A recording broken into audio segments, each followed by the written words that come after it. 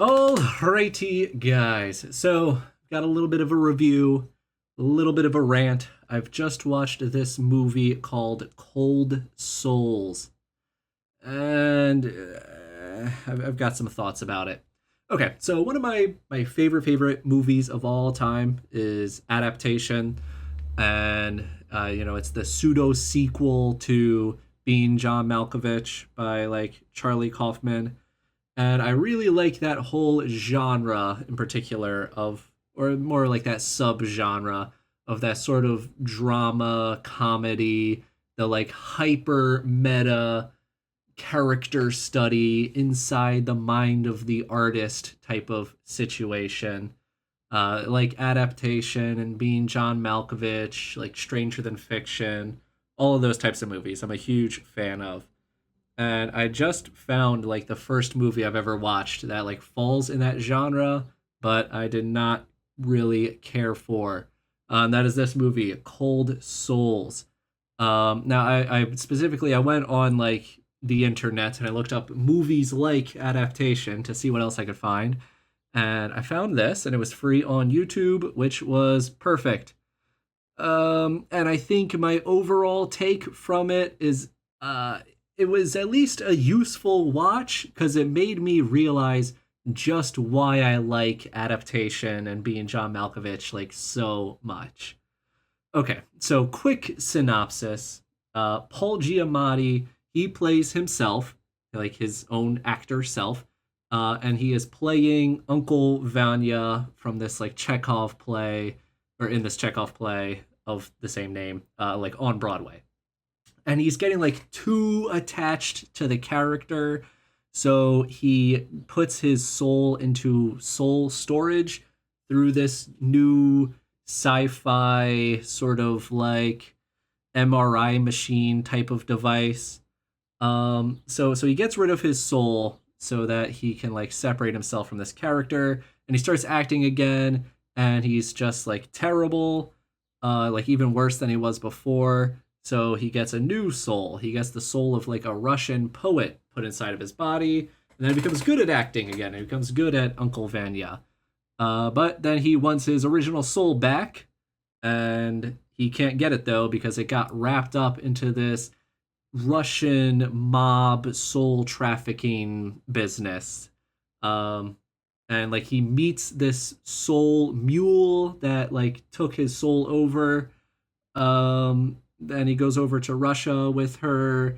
They find out that poet whose soul that he now has belonged to is now dead. And then he gets his soul back, and that is the end. Okay, so all right, couple of things. One, the whole movie feels like a vehicle for like Paul Giamatti to like show off his acting, which he is like a good actor, but he doesn't really have the sort of traditional like that aura of fascination that you sort of come to associate with like actors that are having like a whole movie made about them just for the sake of them like showing off their acting chops, which like in concept making a whole movie about letting Paul Giamatti be as good as an actor as possible like is actually kind of a funny concept. It's just like they like I feel like they don't really do anything with that kind of like expectation though. There's not really any way that they sort of like subvert that kind of like actor vehicle kind of situation that you're sort of expecting. And so like instead it's just played entirely straight where like Paul Giamatti does like a lot of very hard acting, and it just kind of comes across as like a little awkward. But like again, he like he's like a good actor, so it's ultimately like fine. It just feels like a strange choice. Like it feels like it should be a joke, but then they never really like make fun of it. But like the really interesting thing that I think that this movie had going for it, like this one really unique angle, is that they took this like what would traditionally be this journey of self discovery, and they literally turn it into a MacGuffin. Like he is on a soul searching journey, but whereas in any other traditional story, that would means like finding yourself and then coming to an answer through your own like trials and tribulations or whatever. He like is now having to go on this like international great Muppet caper ordeal where he needs to go and retrieve his literal physical soul, which I think is like a very, very kind of clever idea and like a neat little way to like invert that genre of like, finding yourself. But like they don't really like use that to like say anything or to like say anything about Paul Giamatti or to say anything about souls or to say anything about like improving yourself or like I don't know, it just they kind of don't do anything with it, which like kind of extends into the like every kind of problem that the movie has because like in general the whole movie is sort of set up that you kind of expect that the writer is going to have something to say about the idea of souls by the end, and like there's lots of like questions being raised about souls and what it means to have a soul and all of that stuff. And there's even sort of like this is potentially charitable, but I think it's like shown throughout the movie of this like idea of like the soul being captured and like immortalized when you like take pictures of people or like just through any form of art where like someone is putting a piece of themselves into a performance, into a piece of art, into like their movie or whatever. And again, like they sort of like raise these questions, but like they never end up like saying anything. Like they never have their take on like what any of this means. Like it feels like a sort of wasted concept, sort of.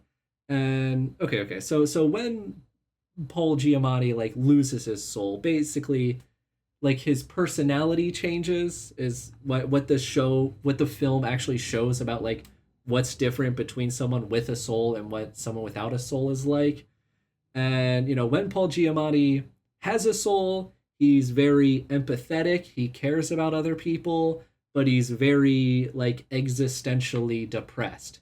And then when he loses his soul, he becomes very curt and like he's just like kind of rude and just says the truth off the top of his head. He doesn't really care about other people's feelings, but he has no sort of like existential dread or depression or anything anymore. Which uh, like I guess yes, that is saying something about souls, but it just like it seems so like incredibly like surface level of an observation about like what it means for someone to either be soulful or soulless. Like I guess that would be my expectation as to what someone with or without a soul would be, right? Like I feel like that's not really in any way like changing or like doing anything to my idea as to like what a soul would be. And I generally just got this sense from the whole movie that like in all of those other of those movies in that sort of subgenre of the like the hyper meta in-depth look into the mind of the artist, it like it understands that the artist is like supposed to be depressed, but like it does capture that feeling that Paul Giamatti is feeling a lot of ennui, but like it doesn't really understand like why being an artist makes him depressed or like why that's important or like why it would be a thing that happens to artists in general. And like it doesn't really have anything to do to say about like what you should do if you are depressed or like I guess again potential charitable sort of interpretation of maybe like metaphor for like medication that makes you feel soulless, which I guess if you interpret it that way, the message of the movie is like don't take that stuff because you're better off just with a soul, I guess, or people prefer to have their souls than to not. I don't really know. Um, Now the whole idea with like the mule, the whole like premise of the movie, I actually do quite like. It is very neat and interesting. Of the like, okay, so you have this hypothetical.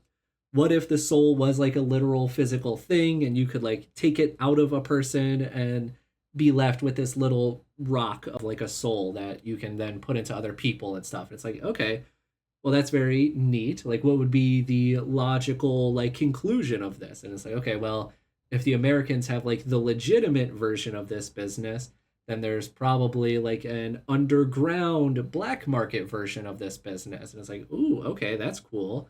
And then in order for these people to like transport these souls across borders, they need mules. And it's like, oh, okay, so they have to put little parts of each other's souls into these people that solely now just exist to like move souls.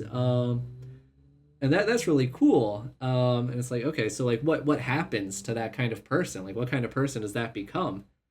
And then they don't really do anything with that question or idea. They don't really that like the movie just about ends with that whole sort of like idea just being up in the air. Um, which just I don't know. Again, it just feels kind of unfortunate. Like I feel like again when compared with being John Malkovich, there's like right there's this idea of this hole you go into when you go inside John Malkovich's mind, and then there's like a string of like, well, if that's true, what happens when like if someone found that, what would they do? Well, oh, they'll make it into a business, and then what's the natural conclusion of that and that and that and that, and it builds on like a chain throughout the entire movie. This feels like they had the one cool idea, they had one logical outcome because of that, and then they just stopped there instead of continuing to see all the various like outcomes and conclusions that would come of like being able to physically like interact and move people's souls between bodies and stuff. So yeah, like it has this like idea of this mule with like the fragments of souls, and it sort of like raises this question of like, is she herself or is she now all these like various pieces?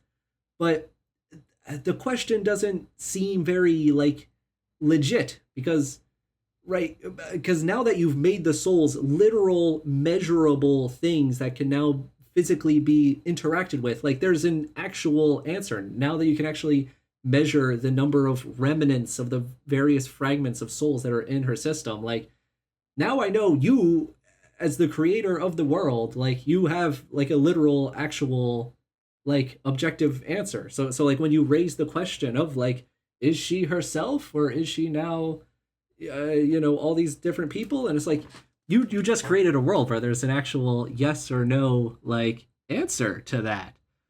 And then like with that you just continue to like ask questions about souls that people have already been asking for the past like 400 years about souls, so it all ends up feeling kind of like very surface level of like an exploration as to like this whole idea of souls. Like they created an excuse to say anything they want about souls. Like they created an excuse to explore the idea of the soul like as deeply and as nuancedly as they possibly want. Like they there's this whole situation where they can say that souls mean whatever or they don't mean whatever or like any of that, and instead they just like don't explore like any of these angles. Yeah, so like they kind of like dance around this idea of like souls being captured in like art. But again, they just kind of sort of make the comparison without ever like saying anything about it. Like is the soul being part of the art that you make? Like is that does that make the art more meaningful or meaningless, or does that make it more dangerous to make art? Does that make art more valuable if like more of someone's soul is in it? And like they kind of like jab at like Hollywood and like celebrity culture by saying that like lots of celebrities are soulless and have their soul in soul storage. And like I understand, I get in the real world why being soulless is bad, because soulless means something that is uninspired and like something that lacks character and lacks creativity and individuality. Um, but like now that you, the author, are like putting a strict definition on like what it means to be soulless, what soulless actually is, right? Like now I feel like you created the responsibility for yourself to now tell me why being soulless is bad. Like why does being soulless make you uncreative? Why does being soulless make you uninspired? And it never really like touches on that.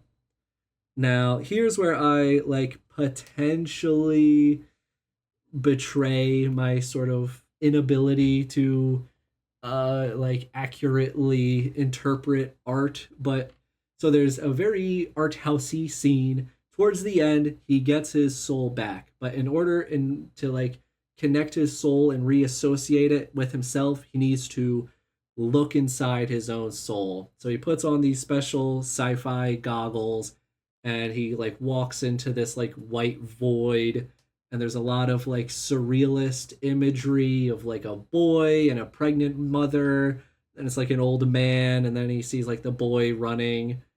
And I honestly like, I guess it's supposed to show that his soul is him growing up, which I don't get. If like, again, I might just be misinterpreting what was supposed to be happening, what that was supposed to actually represent. But like, I don't get how him growing up is his soul. Like, is that supposed to be, is everyone's soul them growing up, or like is Paul Giamatti's soul unique? Like I really, I don't get what that is supposed to say. I don't even know if it's supposed to say something about Paul Giamatti or if it's supposed to say something about souls in general. That genuinely like went over my head, and maybe that is like the key to understanding this whole movie.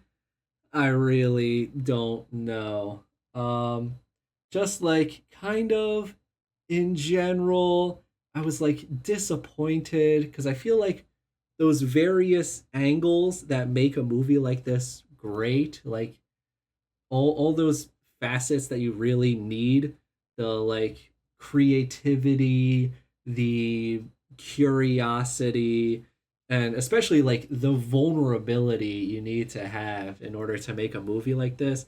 It just felt like all those notches were like turned down like two, or all those dials were turned down like two notches. um and instead of like all of those elements kind of being lacking, instead of that making for like in an amazing movie, like what could have been amazing, instead just like a pretty good movie. I feel like this went as far as like having the potential to be an amazing movie, and then moving all the way back to like just being like a completely like average, just sort of whatever movie. Which I don't know, just kind of sad, because I love that hyper meta artist genre so much, and I'm sad that like there could have been another great entry into that like catalog of type of movie, and instead, there's this instead. Oh, also, well, actually, last thing, cinematography was actually pretty great, pretty good examples in here of like using lighting and shadows to help sort of capture the emotions and feelings of the scene and the characters and the vibe and all of that. All right. Yeah, just I don't know. That movie got me thinking about stuff.